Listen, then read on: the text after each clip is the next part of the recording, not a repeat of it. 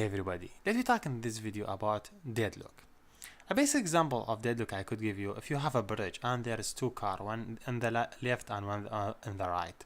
The car on the left waiting the car on the right to use the bridge, and the car on the right waiting the car on the left to use the bridge, because the bridge have only one line. That means both of them are waiting. So that means deadlock case. It happens in programming if you have a resource and two of them are waiting to another one to release it. So that happened deadlock. So to get started, I will just create a new class here. I will name it deadlock. Let me just go here and get a class. I will name it deadlock. Okay. In this class, I will just create a simple constructor or run method. Let me suppose I have two instances. Final that means he will not keep it every time same thing. String, I mean passenger one. Let's say Hussein. Okay. And I have another passenger named Jana. So this is two passenger. So this passenger two, name it Jana. This two passenger want to use the bus. So imagine I have a thread. So I will say, okay, I have a thread.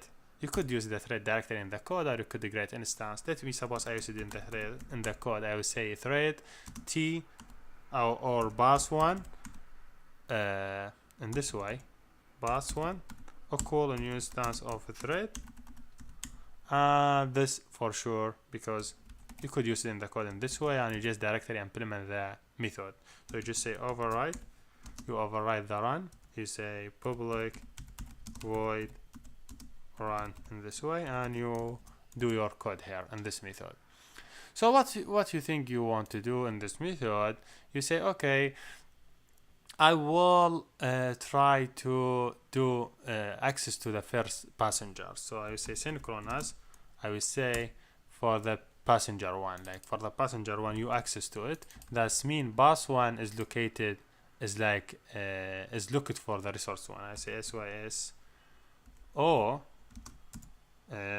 bus one is looked passenger one.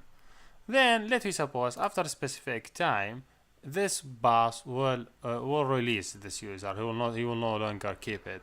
So let me say, okay, after a specific time, so I say thread after sleep in this way, after 1 millisecond he will release it. So make sure this one thread.sleeps, he need to be inside the try catch, so make sure have it inside to avoid any error.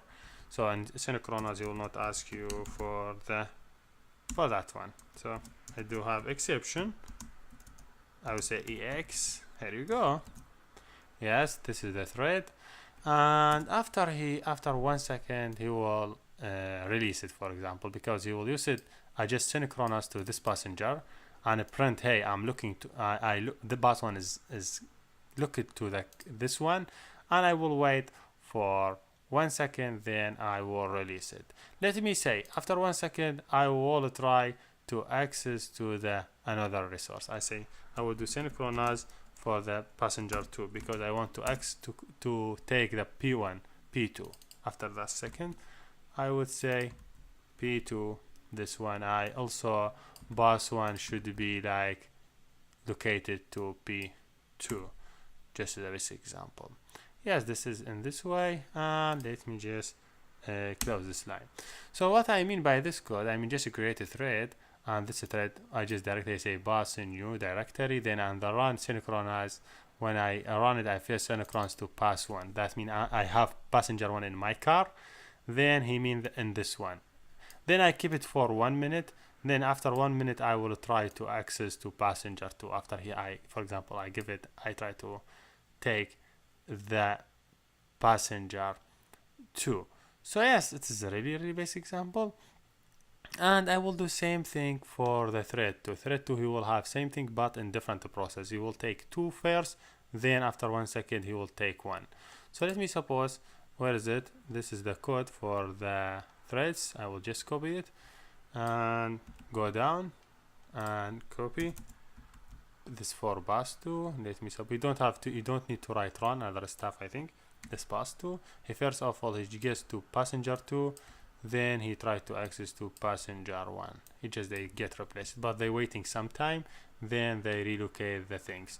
After I done from this, I just start them. I say bus 1 dot start and bus 2 dot start. I just start them.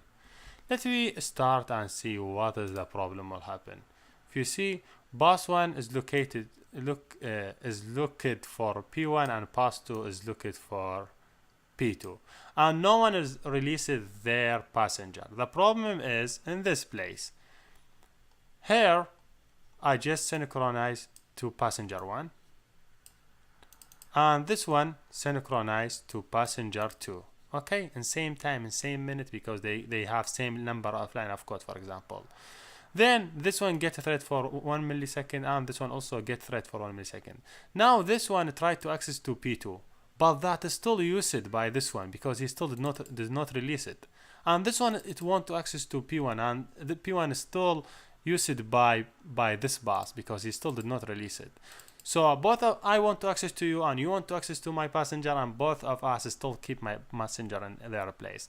Here has happened deadlock. So now in this step there's a deadlock happen. This case name it deadlock. So you say, okay, it happened with you because you write same number of line of code, same process, so it will not happen with me. It will happen with you if you did not take care about this point. If you don't take care when you release the resource, when you get it. So this is a basic example that I could give it to you. But it happen if you have one of them allocated to resource, another one try to access to it, and this one he think he release it, and that one he think he will get it, and this is a problem. Here we done, and see you next.